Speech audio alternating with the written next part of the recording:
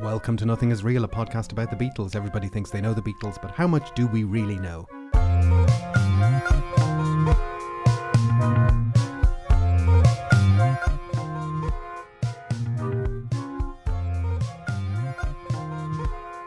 My name is Jason Carty. My name's Stephen Cockcroft. And we are live on tape from Dublin. This week, we are going to talk about compilations, a kind of best of the Beatles. We're going to look at how the Beatles have been compiled and collected over the years, what circumstances have led to these albums being released.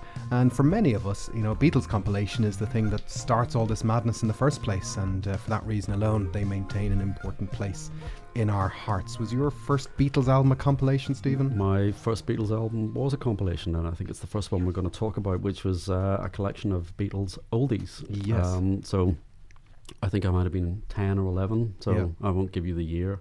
But I remember persuading my mother to buy me an album, and it had a lovely garish kind of Carnaby Street style cover, so that was the one that appealed to me. So that was my starting point. And that is, as you rightfully say, that's kind of the first Beatles greatest hits compilation, and it comes out in December 1966. And it's there to fill the first Beatleless Christmas since 1962. So 63, 64, 65 have had albums and singles. And then suddenly in 66, everyone thinks, oh my God, the Beatles might be coming to an end. Yeah, so they weren't going to play, there was going to be no new product for Christmas. There wasn't going to be an album. There wasn't going to be a Christmas single. And they weren't playing Christmas concerts, which had been a staple, kind of a staple up to this point. So Epstein had to go and say to the record company, that's it, no product for Christmas. And it's not an unreasonable thing that people might have thought, because 66, they only released one album, Revolver, plus one other single, 16 new songs in a year, which is very little for the Beatles. So this stopgap thing it was a huge kind of slacking off for them. Yeah. So lazy. But in reality, the Beatles had spent the end of 66 kind of doing their own thing for a couple of months, and then regrouping at the end of November 66 to start the Sgt. Pepper process. But this album comes out as the first Beatles greatest hits, a collection of Beatles oldies, open brackets, but goldies, close brackets. Those were the days. And as you said, it has got a very striking cover, which Epstein commissioned, which was done by David Christian. And it's kind of a very good snapshot of that 1966 Carnaby Street chic. It captures the vibe. Yes. And it kind of it predates the Yellow Submarine graphics, but it kind of gives you an idea of where that cartoon is coming from. Yes. You know? And are we going to talk about the Paul is dead rumour? Is there a Paul is dead rumour attached Not to this album? Not at this stage, but yes. Okay, go on. So one of the clues is on the cover of the album. Yes. So the guy who's sort of reclining on the album is supposedly the one that looks most like Paul. Okay. And if you see, there's a car. Yes. Driving up towards him. So that's the car in which he was. He was deaded. There are other Beatles kind of looking on, and if you flip the album to the rear sleeve shot, which was taken in Japan, I think McCartney is dressed in black and is sitting apart from the other three. So with hindsight, well, geez, now that you put it that way, Steve, it's undeniable. So with hindsight, the clues were all there. Anyway, I digress. It's a good album, a collection of Beatles oldies. It's 16 tracks, 13 of them are singles. Yep. 7 of them had been standalone singles, not available anywhere else, plus a bonus previously unreleased in the UK track, Bad Boy. And you know, it comes out hot on the heels of Revolver, which only kind of hit the shops in August. And it is a little bit interesting, or a little bit jarring, that, you know, you start to hear that breakaway of later Beatles when the Revolver material is kind of rubbing up against the older stuff on the compilation, you know. But it is a good compilation. It is, and I say it was my introduction, and I think if you wanted a summation of those early that early Beatlemania, and it's a perfect, with hindsight, it's a perfect end point. Yes. Because next year, suddenly it's Strawberry Fields, Sgt. Pepper. Well, it's like a mini version of the Red 62 to 66 compilation. Yeah. It kind of, it ends at that exact same spot. So it does kind of work as a reduced version of the Red album. You know, could there be a collection of Beatles oldies from 1970, a single 16 track compilation from 67 to 70? No. I think that's harder to do. Yeah. But it's interesting because, you know, part of what's interesting when we map out these compilations is how they kind of reflect the pop culture at the time. So it's kind of amusing to us now that they call these Beatle oldies. Yeah. That these songs are, only 2 or 3 years old at a push, and yet they're still referred to as oldies. But that's how, particularly UK radio, and a golden oldie was something that was about 2 years old at the time. Yeah. And that songs didn't have this, people just assumed that great pop music was coming all the time and that the new stuff was the good stuff. And rock and roll was only just over a decade old. There was no reason to assume otherwise. And if you listen to the early tracks on this, and as you say, it's sort of Yellow Submarine, Paperback Writer, you can hear the sound change. It's a very good example of that. Yeah. But yeah, Paperback Writer, Eleanor Rigby, months old. Yeah, and so it's an interesting compilation. Comes out in December '66. Does not come out in the US because the US has put lots of singles onto albums anyway. So the collection of Beatles oldies serves a function of getting the singles back onto one long player that people can buy. But it is a record that stays in print for essentially 21 years. It's only when the CDs come out that it finally drops out of print. Is that not true? I don't think that's true. Okay, correct me. That's what you're here for. I think there was a collection of albums came out in the late 70s, which was supposedly and they dropped. Is that when it dropped? Oldies. So I think they dropped Oldies from that LP box in the late 70s. Now, when we go through all these greatest hits albums, there's all these kind of different kind of mixes and slightly different versions, and we're not going to get bogged down in becoming like an oral Wikipedia for these facts, but there's some first stereo mixes that get done for a collection of Beatles oldies, and any ones that need to be mentioned, or should we just let people figure that out themselves? It's difficult to I always find it difficult to hear the differences in kind of fake stereo mixes, and they were working with such basic 2-track technology. There is the story about Bad Boy, which is the bonus track that had been recorded and not released in the UK. And that was a track that was recorded in '65 in the Help album sessions. That's it. And it got put onto a Capital US album. That's it. Beatles 6 in the US. So EMI in the UK were saying we've got to put a new track or an otherwise unavailable track on here. This will make people buy the album. So the remixing sessions, George Martin did some of them, but he found that a very tedious process, I think, and he farmed it out.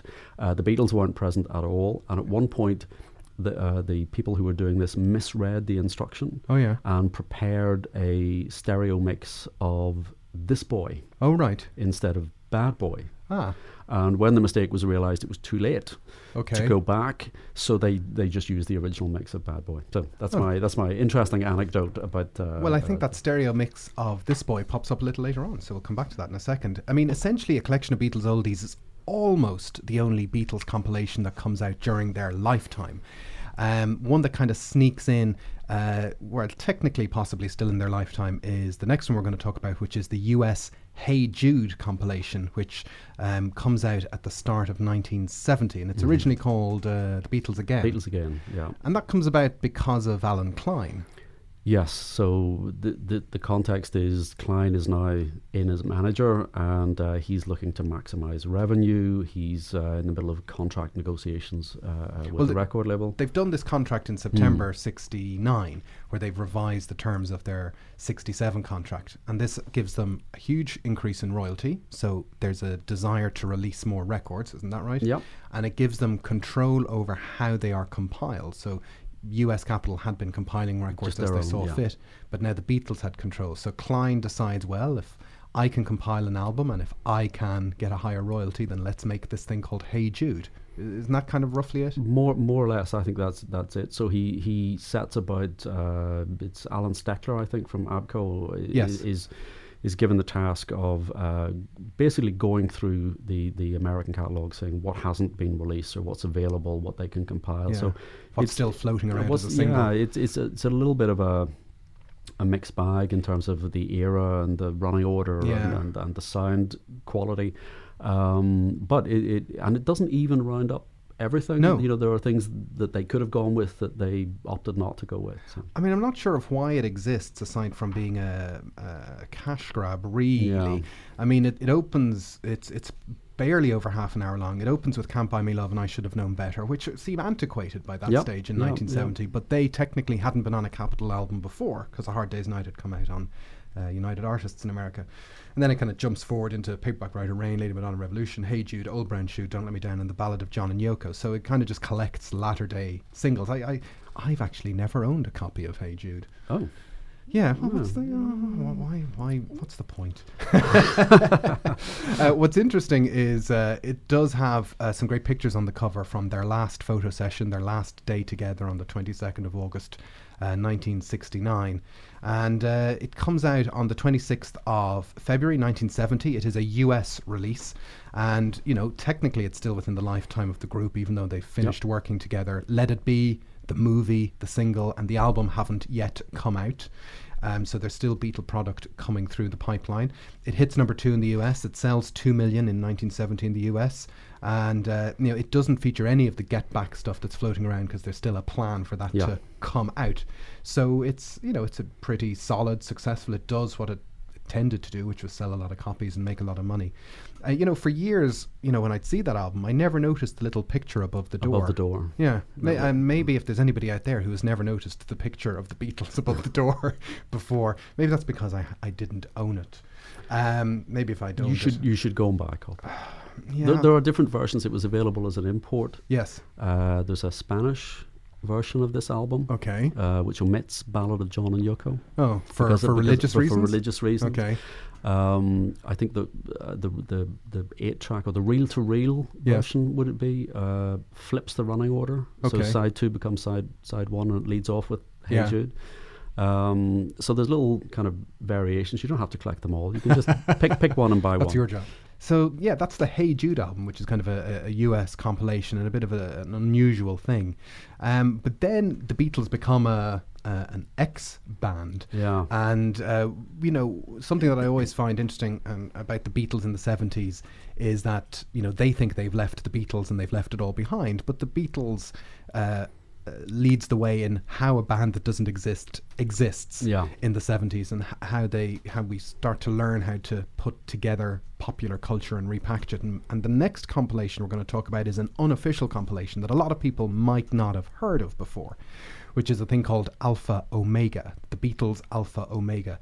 And I didn't learn about this until reasonably recently. It's a bit of an odd one, isn't it? It is, and I mean, I've never seen a copy of it. I've never heard a copy. By all accounts, it's pretty ropey, pressing sound production. But essentially, it was 4 LPs. It's also available on 8-track. Yeah, and it's totally illegal. And it's a bootleg. It's a bootleg, but it was it was marketed on television in America. So it was it sold. It was.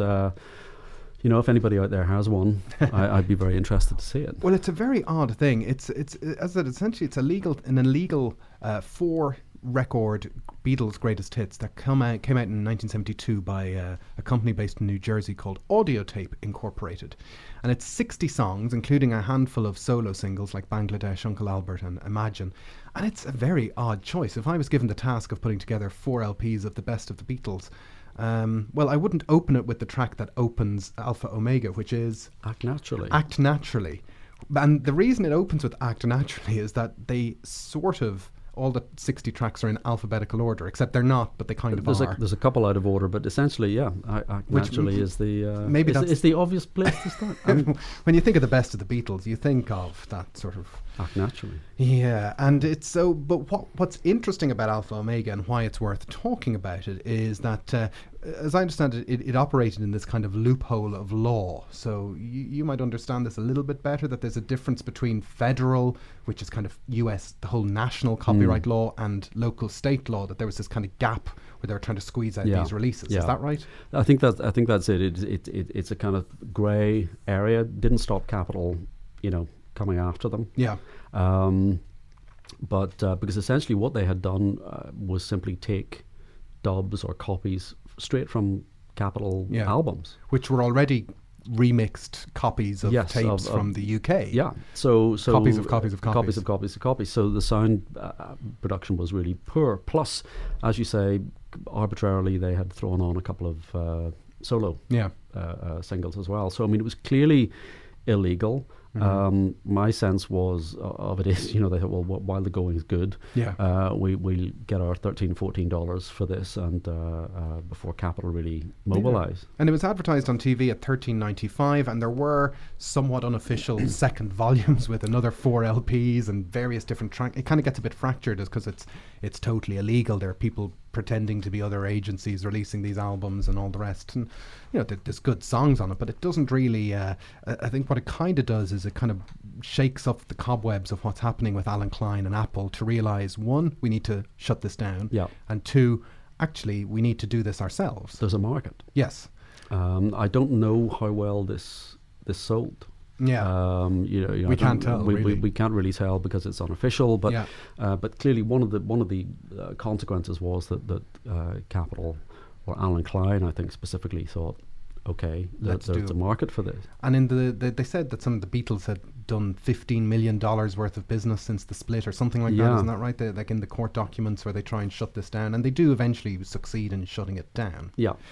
And so this kind of begats us the probably the most famous Beatle compilations, which are the red and blue albums, the double albums, red 1962 to 1966 and blue 1967 to 1970, which are still formally in the Beatles canon. They haven't gone away. No, and I think that's very interesting that whenever they did the remasters, that they then reissued these two albums. So these are very much official canon. Yeah, and these come out the following year after Alpha Omega. They come out on the 2nd of April 1973, both of them. And generally, from what we know, Alan Klein compiled them, maybe with a bit of input from George. Yeah, I think, well, my understanding is that Klein was the prime mover here, but that there was input from George and input from John. Okay. And I've read interviews with Lennon where he talks about, he made sure that certain songs were included. He made sure that the packaging was well done. Yeah. This is, I think, in the context of future ones that we'll come on to talk about, where perhaps the record label Capitol EMI spent less attention on packaging. So Lennon was very vocal at that stage that these two albums were how it should be done, and that he had input there. At one point he talks about he made sure that they used photographs that, and he refers to Linda McCartney having taken the photographs, but I think that's not right. Not right, for the internal gatefold. But yeah, these are probably, for my money, the best compilations. Yeah, and it kind of has the that thing of the Beatles did things decently, they did things well, and this is a well done version of greatest hits. And it's if you place in context where the Beatles individually were in this time, in this kind of 72, 73. Yes. As you said earlier, there was no real template for what do you do with a band that has folded. Yeah. So there was, I think, definitely Harrison and Lennon would have had an idea, one eye on the legacy. Klein, I think, was interested in the money. Yes. His contract was coming to an end. Interestingly, when his contract was coming to an end with the Stones, he did the same thing. He went with that Hot Rocks compilation, which is a superb compilation. More Hot Rocks was the follow-up. But so this, I think, was the end of his contract. So he obviously had a financial motivation.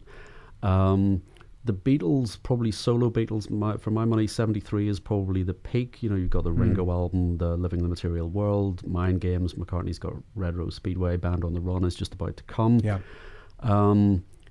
So it's at that point, I suppose there was maybe a risk that the Beatles as the Beatles was sort of fading slightly into history. All four were extremely successful at this point.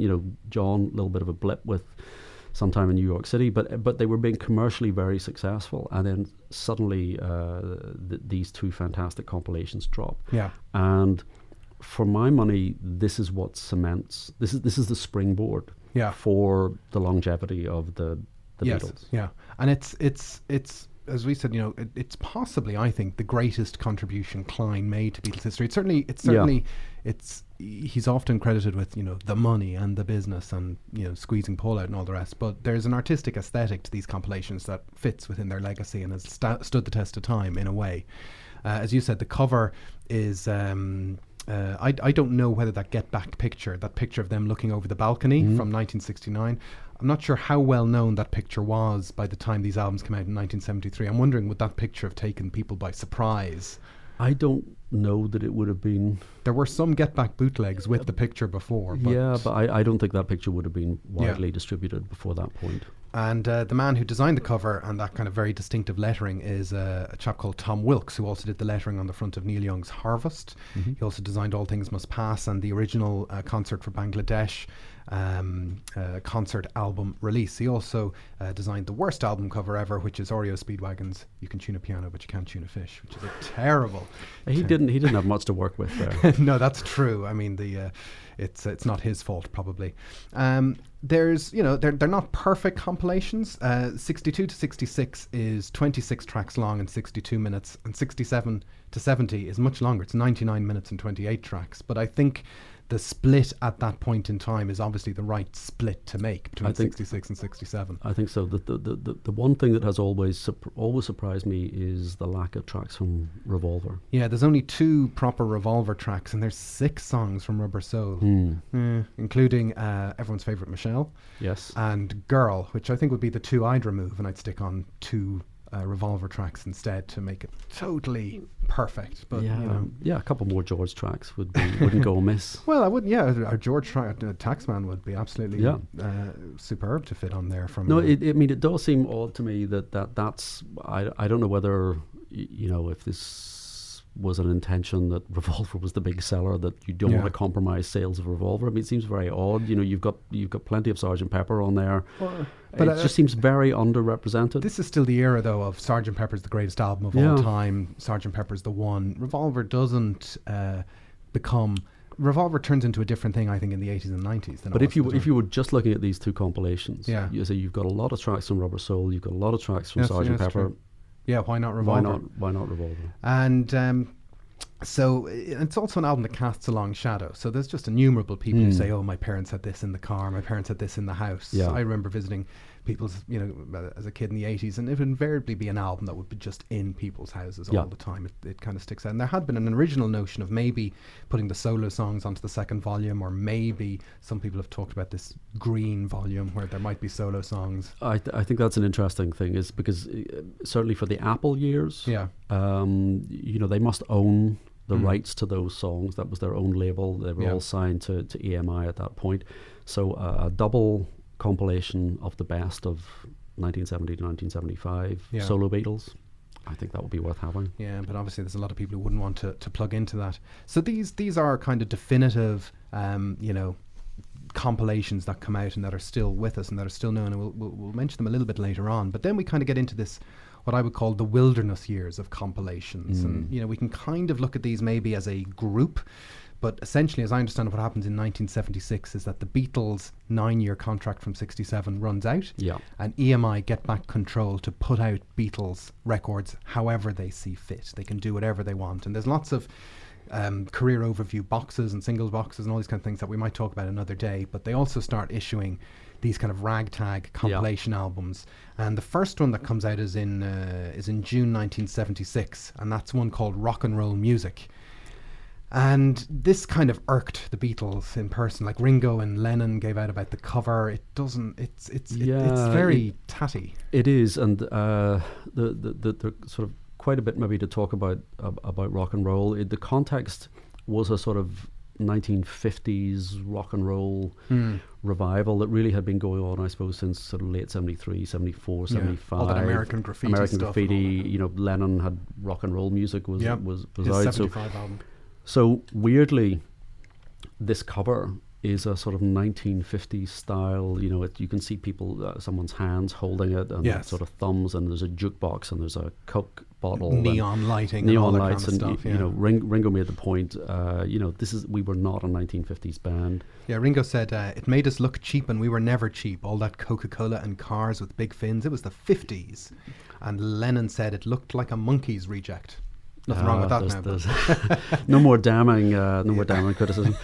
Well, Lennon supposedly said you should be using photographs taken by Astrid, or Jürgen Vollmer in Hamburg, which is sort of the route that he took. Well, they are the pictures on the cover of his rock and roll. His rock and roll. So he said, you know, there are plenty of black and white, great photographs from that era. That's what you should be using. Or alternatively, I will design a cover for you. And I do love that thought that 1975 Lennon is getting ready. He's offering to design Beatle album covers. You know, that's a guy who's part of the Beatles. You know. Yeah. So they're concerned. They're extremely concerned about the legacy and about what EMI or what the record company are doing. And George Martin gets involved, though. George Martin gets involved. The story is that Capitol present him with the album, and he says, "This is terrible. This sounds awful.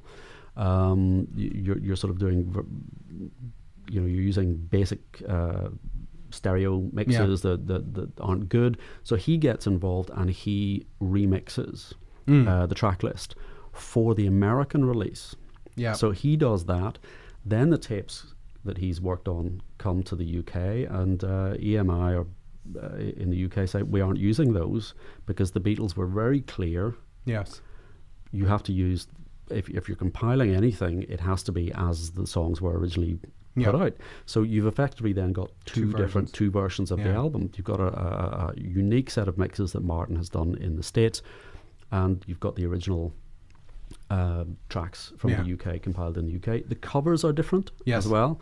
The UK is a kind of pale green cover. The one in America is almost like a silver foil cover. So they're quite different. And yet they sold a lot. They were hit albums, and there was a top 10. The Beatles went back into the top 10 singles chart in the US as a result of this. The single was due to be Helter Skelter, but there was a Manson family documentary on the television apparently at the time, so they flipped it, and Got to Get You Into My Life went into the US top 10, and back in the USSR went into the top 20 in the UK on the back of these albums apparently. But yeah, again, it's an album that, you know, came out, I think, on Music for Pleasure, eventually got re-released on the Budget label in the UK, slightly differently and split up. Slightly differently, so it's split into two single albums. It's got a different cover. Yes, again. It's now a kind of a rendering of them maybe from 64, 65. Yeah. And interestingly, the UK version reverted to the American remixes that George Martin had done. So there's effectively three versions, and you need to own them all. Do we, though?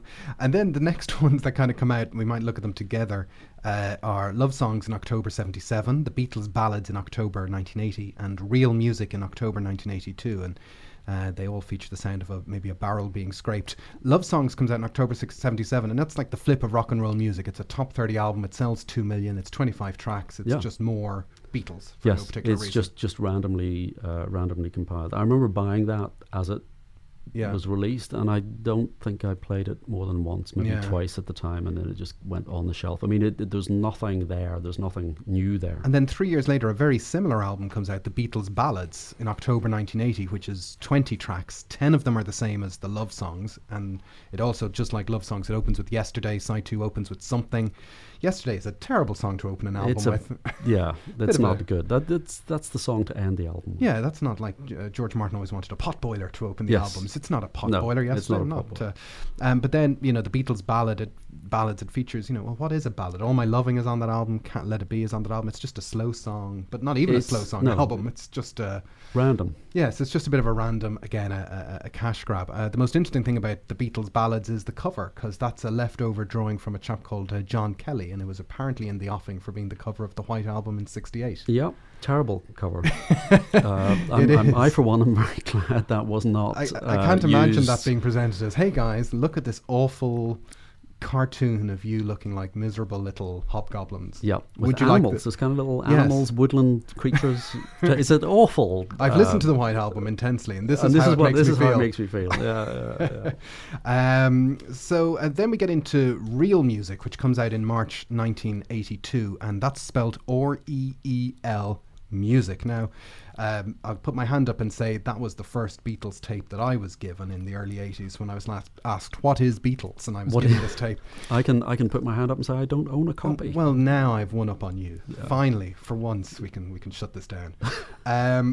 Real Music is spelled R-E-E-L Music because it's a compilation of greatest hits in chronological order of songs from Beatle movies. Yeah.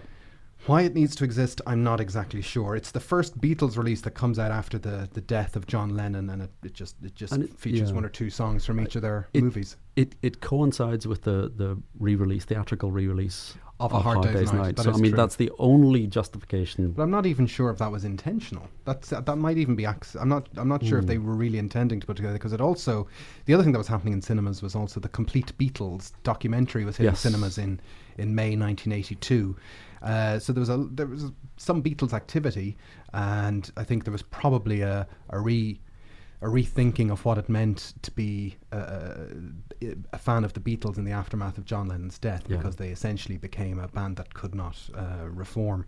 And we can't leave that album without talking about the single. Well, I'm coming on to that. I'm trying to steel myself for discussing the single that we all know and love, which is called the Beatles movie medley. Yes, and this is I can think of anything that might have enraged Apple or George and Yoko and Paul and Ringo more would have been the Beatles movie medley, which is for people who don't remember, I certainly remember as a kid, the Stars on 45, which were these kind of mega mixes of singles in the early 80s, where session players would play these kind of 4-minute songs with about 8 different tracks. I think there was a Motown one and there was a rock and roll one, and they'd be just songs linked together. And it's very tawdry that the Beatles jump on a Stars on 45 bandwagon. But it's not even well done. No, it's not. I don't have this single, but I do. You do. I do. It's the transitions between the songs. Yes. The 7 songs. You've got Magical Mystery Tour, All You Need Is Love. You've Got to Hide Your Love Away, I Should Have Known Better, Hard Day's Night, Ticket to Ride, and Get Back. Yes. And they just segue from one to another in the most lumpen way possible. Random way possible. This is not a kind of Giles Martin love remix. No. There is no care taken with this. Like, the whole point on Stars on 45 was to fill the dance floor and to get your toes a-tapping. Your toes wouldn't a-tap to this. No. But did you know that there seems to be an official video for this song? I didn't know that. Can we find it on YouTube and link to? It's difficult to find on YouTube. I found it, and this is always a dodgy thing to do. I went looking for it on YouTube, and the guy on YouTube had it in a Google Files link in his YouTube description box, you in, which is always like, oh my God, what sort of horrible, am I going to go on some kind of watch list if I click this? But it is a video which features the aforementioned songs that you mentioned, and it starts with a little animation of the Beatles Real Music cinema logo kind of unfurling and spilling out, and then that plays in reverse at the end. There's a tiny little there's clips that match each of the movies that these things are from, including the All You Need Is Love, Your World performance cut in with Yellow Submarine. And then there's a little colour snippet at the end, and I was trying to figure out where this was from, of the Beatles sitting in a private movie theatre kind of clapping and applauding, and I think it might be from promotional materials for the Yellow Submarine film. And so the premise is the Beatles have been watching themselves on a movie screen, and then they clap and applaud, and then the thing ends. But it does seem to be classy. An official video, but it's a terrible. It's not something that has stood the test of time. But you have the 7-inch single. I have the 7-inch single, but not the version. Not the rare version. Not the rare version. I can see where you're looking at this. There's a rare version with an interview on the B-side, Yeah. and that interview is now on YouTube. If you want to hear so it. the interview that was pulled at the last minute, and again, just randomly, I'm Happy Just to Dance with You was the B-side. So if you find a single in a second-hand shop or with a creative vinyl with the B-side. interview, that's the one. And quit your job. Well, no. Buy it and send it to us. Yes, that is true. As a gift. These compilations have disappeared. Rock and roll music, love songs, Beatles ballads, real music. They've disappeared. But there was one more compilation that is interesting that came out at the end of October 1982, the 11th of October in the UK, the 18th in the US, and it's 20 greatest hits. Yeah. And it's almost the end of this kind of EMI controlling era, sort of. It corresponds with the 20th anniversary of Love Me Do, and in the UK, anyway, in the 80s, there were these series of singles. It was 20 years ago today, where all the singles would come out on the 20th anniversary. How long ago was that now? 20 years. It's over more than 20th anniversary. Yes. And Love Me Do did go to the top 10 in the UK in October 1982. But what's interesting about 20 Greatest Hits, it's a prototype version of the album we'll talk about later, which is the Beatles One. Yeah. It's literally, this isn't a themed compilation. This isn't a bells and whistles compilation. This is just the hits, and it's tailored differently for different markets around the world. And the other thing that's kind of interesting about it is, if you look at the Red and Blue albums, and you look at 20 Greatest Hits, and you look at the Beatles One, they're all kind of tailored for the medium of the day. Yes. Red and Blue are very much kind of vinyl artifacts. Yep. 20 Greatest Hits is like, here's the cassette for your Walkman, and One basically is like, here's everything on a CD.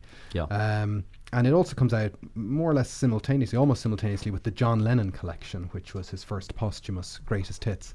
And so it's on the UK, there's 19 tracks from 17 UK number ones plus Love Me Do. The US version is slightly different. It drops from Me to You, Day Tripper, Yellow Submarine, Eleanor Rigby and Lady Madonna, and The Ballad of John Yoko for a couple of other different US-led tracks. You get Yesterday, 8 Days a Week, Penny Lane, Come Together, Let It Be, and The Long and Winding Road.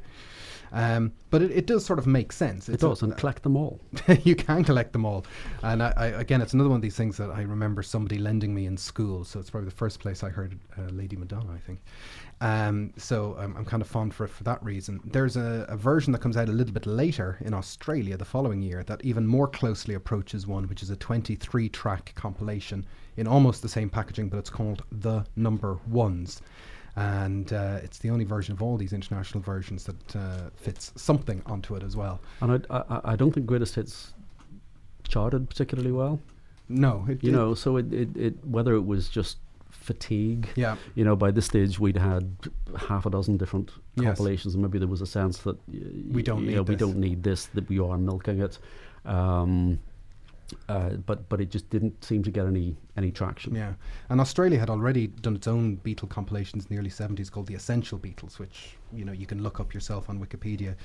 Before we get into the CD era, which kind of changes everything, there's one or two more outliers. There's Only the Beatles, which is a cassette compilation, a very odd thing in 1986. This is from Heineken. Yeah, it's a commercial, save 4 ring pulls, send us a $5 and you get a Beatles compilation. You get a cassette. Yeah. You have one of these? I have a copy of that. Good. I didn't, I have to say, send off the ring pulls. I think I saw it in a record fair, didn't know what it was, assumed it was an unofficial thing, but bought it anyway. People get excited about this because that stereo 60s mix of This Boy turns up on that. I was going to say that it was only after I bought it that I learned, there's something unique on this. But it's not hugely valuable if you see one. No, I haven't been able to retire yet. No. It's a nice thing to have. It is a nice thing to have. And there are there's a CD copy of a bootleg version that you can pick up as well, but that's totally unofficial.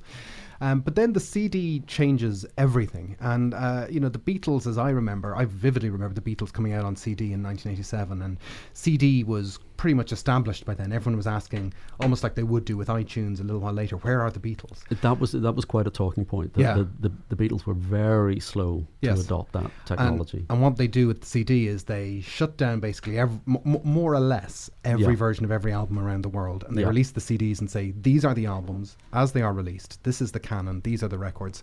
But within that 1987 CD release, they don't necessarily put out a greatest hits, but they do put out Past Masters Volume 1 and 2, which is kind of counts, does it? It's not really. You wouldn't recommend it to someone as a greatest hits. It's not. No, I mean, I think it's the first volume in particular. It's sort of B-sides, and it doesn't have a flow to it. I think Past Masters 2 is a much more listenable compilation. I for one regret this standardization of do you? I do. Why?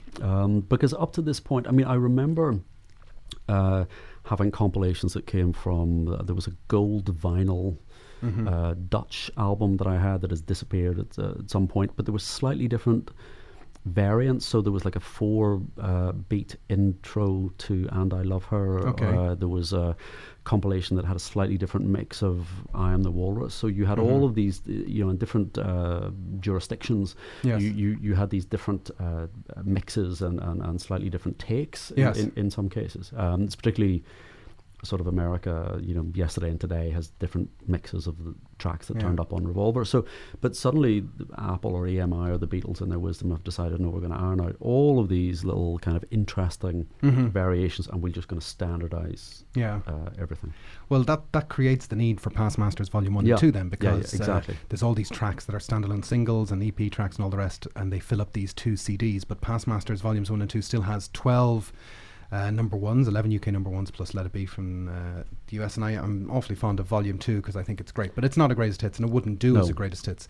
The other kind of interesting postscript from 1998, which is an album, 1988, pardon me, which is an album that's forgotten, is the Imagine John Lennon soundtrack, which is a CD full of essentially a bunch of Lennon hits and a bunch of Beatles hits all on one soundtrack, and that's and Real Love, the original version of Real Love.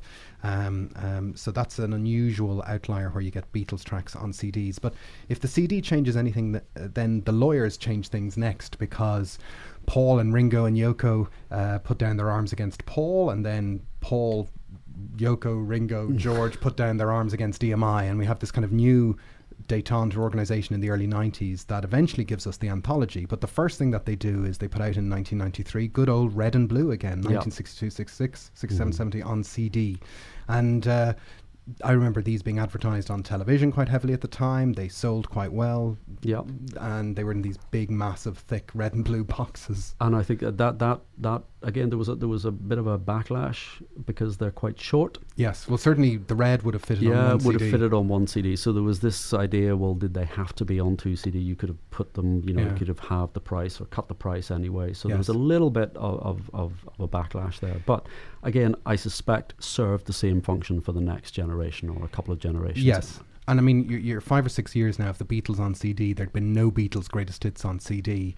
This is the first non-core Beatles CD album that we see. And considering the craziness we talked about earlier on with love songs and ballads and all this, these CDs are tightly controlled. There's an aesthetic. There's a model of how they're going to come out. Yeah, I mean, I assume this is simply they realised that those 2 albums in '73 were the platform that kept the Beatles kept delivering. So they thought, well, we can replicate this going forward. But it opens the door for Beatles product being released. So you get your Live at the BBC, you get your anthologies, but then we don't get another compilation till September 1999, which is the Yellow Submarine soundtrack. It's hard to believe this is 20 years old, actually, I have to admit, when I was looking at this. Yeah. And I don't know, was it something that anybody was calling for? It always feels to me that the Beatles and later the Beatles Incorporated never felt they released the Yellow Submarine songs in the correct manner, that they were never really happy either with the official album from '69 or how it was how it should have come out. I think that's right, but I think I always saw this as a little bit of a testing the water for remixing. Okay, so it is the first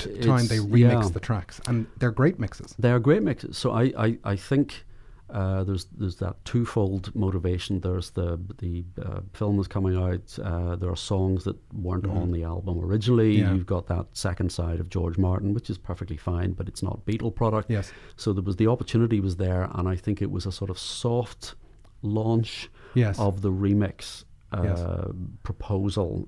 How will people, and if there had been a backlash, I think that might have stopped it in its tracks. But I think it was a soft launch of that. This is the next stage of where we're going with the Beatles. We're going to remix track. And as a Beatle fan at the time, it was always very softly. So Neil Aspinall was running Apple at the time, and he was very much of the feeling that you don't flood the market, you don't put out loads of different Beatles albums, that we keep a tight control over what comes out, and we don't put out anything that's totally unnecessary. But yet if you look at the original Yellow Submarine album, the movie came out in July 68. The album didn't come out till January 69, so it didn't even come out at the same time as the movie. The Beatles at the time discussed, should we have taken these 4 songs and put them on an EP? There's a mono mix that they don't come out till 2009, but they're super mono mixes, but they never released that EP, and they just moved on.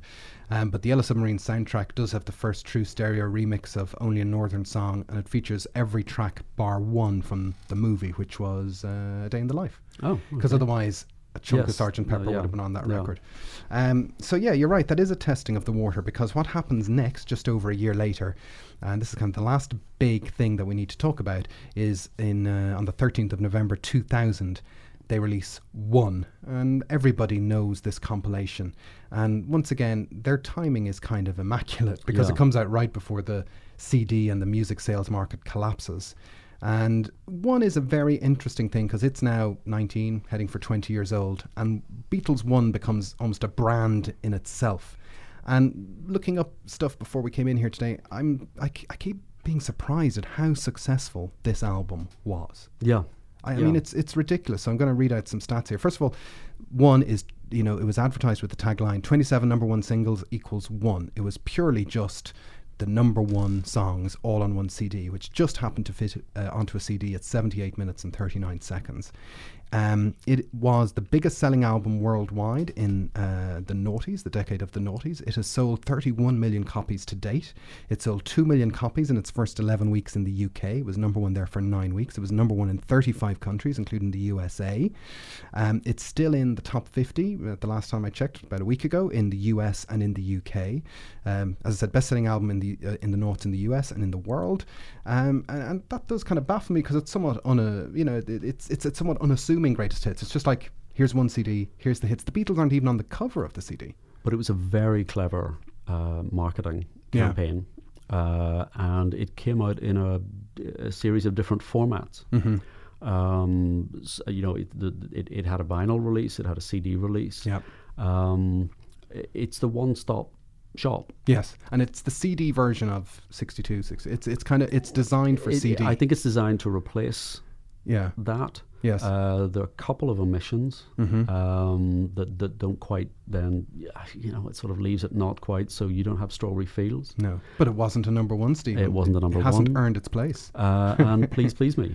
Yes, where you can debate. You can debate that. So, so again, if your sort of Strawberry Fields, I think, is the big omission, and okay, it doesn't meet the criteria. I'm sure it was number one somewhere in the world. But this is the thing; it positions itself as number ones. It's not saying this is the best of. It's not saying this is the greatest hits. It's not saying this is the essential Beatles. It's saying these are the number ones, and it actually started a trend, because there's a bunch of albums that come out in the aftermath of this, from Elvis and the Bee Gees and Michael Jackson and Mariah Carey, all called some version of number ones. These are our number one hits. There's not a lot of people who could fill a CD with number ones. No.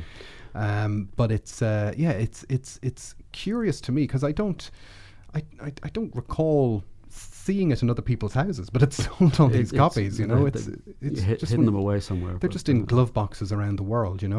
But it comes out in 2000, and this is the last Beatles project in George Harrison's lifetime. And, we haven't had a greatest hits since. It's become the kind of the as I said, a brand unto itself, like a legacy greatest hits. And what's interesting is, in 2015, the reissue of One is a curtain raiser to what we're experiencing now with the Beatles, because the 2015 version features the songs remixed by, it's Hello to Giles Martin remixing the Beatles songs. It comes out with a Blu-ray or a DVD of remastered films, and a further bonus 23 remastered films on the expanded edition. And this is a shift away from Neil Aspinall's Apple into the chap Jeff Jones, who runs Apple now, where we're trying to, I don't want to use a very dry word like commodify, but it's like a version of saying, well, let's put a decent package together, and let's be on message with what's going on. I think they're very conscious of selling the brand to successive generations. Yeah. So not so much, so they've sort of improved the sound by the remixing. You've got a Blu-ray. You've got those promotional films pulled together. At that stage, you could buy. I think there was a CD version which had a DVD attached to it, which came in a yellow sleeve with a red number one. You had a red background with a yellow number one for the. You could buy it in CD. any way you wanted. It was a very flexible approach. So it was for the hardcore fan who's going to buy everything. It was for the sort of just dipping in. But what we got to see was these fantastically remastered film clips. We got surround sound on the Beatles for almost the first time. We haven't talked about Love today. I think that's outside the scope of this. But now we are seeing these Sgt. Pepper boxes and these White Album boxes with Blu-rays, surround sound, remixed from the original sound. Like this one project is the first time we see that. Yeah. And it kind of tells us there's no need for another greatest hits, really. No, I don't think so. And in a sort of a streaming age, Yeah. you know, people are going to put together their own greatest hits. And again, I think it's this idea of it's testing the water. Yes. It's what do people want? When the White Album, when Sgt. Pepper boxes come out, you can buy the box, you can buy the LP, you can buy a single LP, you can buy a CD. You can there's the options are there. But it's worth buying the full version of One, which is kind of officially called One Plus, because you get Ringo's fantastic Strawberry Fields Forever commentary. Well, yeah. Where he sits in front of a screen and sort of goes, "Hey, there I am on a horse." Yeah, we're having some tea. But yes, to be fair, you know, in Ringo's defence, Paul is there as well. Paul's not really contributing. No, he's not much doing to much that either. And the interesting thing is the two post anthology or the two anthology singles are remixed as well. That is true, actually. Yeah. So there's there's almost a complete. They sound totally different. Yeah. Free as a Bird and Real Love. They're on the expanded DVD. They're not on the CD. So if you'd have to, I believe people could rip that DVD and take the songs and burn it onto a CD. But home taping is killing music, Stephen. I wouldn't recommend doing that kind of thing. No. No, I think but it is they are worth hearing. And yes. they're for my money, they are much improved. I think they're much improved. Particularly Real Love sounds sensational in that kind of new mix. I really, really like it. And different vocal. Yes, they've changed George's vocal for some reason. I don't know why. I mean, I would be very interested to know what the story is there. Why did they decide to use a different, I mean, presumably it's a completely different vocal take. And I do believe that even though Giles Martin was involved in the remixing, that good old Jeff Lynne was involved in repurposing these two tracks that he was involved with originally. So it wasn't remixed by Giles Martin. No, but these to me sound less Jeff Lynne. But they're still great. But they're still great. The other thing is the little backwards bit of John at the end of Free as a Bird is now flipped forwards. That's how you can tell the difference, folks. So there's one tiny little compilation that comes out right at the end, because we've talked about how compilations have reflected vinyl and cassette and CD. But then in 2010, the Beatles finally arrive on iTunes. And there's a compilation that comes out just on iTunes in July 2012 called Tomorrow Never Knows, which is it sort of labels itself as influential Beatle rock songs. It's very much focuses on 66 to 68. But even on its iTunes downloads only, it makes the UK album charts at 44 and the US album charts at 24. So it does come out as a Beatles compilation. And it's an all right. It's okay. It's thing. odd. There's some odd tracks on there. Yeah. Well, you know, it opens with Revolution, doesn't it? Yeah. I mean, George fan as I am, I wouldn't put Savoy Truffle as a hard rock and Beatles track. Well, you know, as one of his most influential tracks. I don't know. It does have It's All Too Much, which is you know, a fantastic track, but it's just an odd. You know, I like it. I like the tracks that are there, but I think the criteria that they set themselves, this is not necessarily what you would. I did wonder, would we see more of this kind of thing on iTunes? And you know, we didn't really see, because it has sort of a defined cover and an existence. So I know people can share playlists of whatever they want, and we will put up some playlists related to this episode today. But you know, it's the kind of thing that it'd be nice if they put it out on vinyl for Record Store Day or something like this. Except it has been released on vinyl. Really? How? Yes. Well, I have seen a copy. Okay. So I think it was maybe I think it was. I was going to say it was a promotional, but I actually think it had a limited vinyl release. I mean, very, very small numbers. And I was in a second-hand record shop in England, and there was a copy of it there for, I think the price tag was about £450. So you put it back. I just set it back. I know you want me to say, and I have it here. Today. I brought it with me today so that you could see. So I think it did have that very, very limited release, but I mean, I can hold my hand up and say I don't really understand the appeal of the iTunes list. You know, does someone go on, see that list and think, oh, I'll hit the button and buy that because there are 14 songs that I must have? People did, though. It's a generational we thing. Don't understand. No, I just don't understand what the young people are doing. Well, I that reminds me, I was one of the first people in the world to buy One, because I actually queued outside HMV Oxford Street to buy One back in November, and I got a little certificate that told me that told me, yes, you're one of the first. I think I was the excellent 18th person in the world to buy one. Do you have that certificate with you? Can we put a copy? I'll put a copy up because it's. I actually bought a vinyl copy of one at the time, which I never played because I didn't. I was in CD World back in 2000, but I kept this vinyl copy with the cert. But I knew I had to have it to prove my Beatle credentials. So I'll put up some pictures of that. I can't top that. I don't have a certificate for buying records. On that bombshell, I think we've covered mainly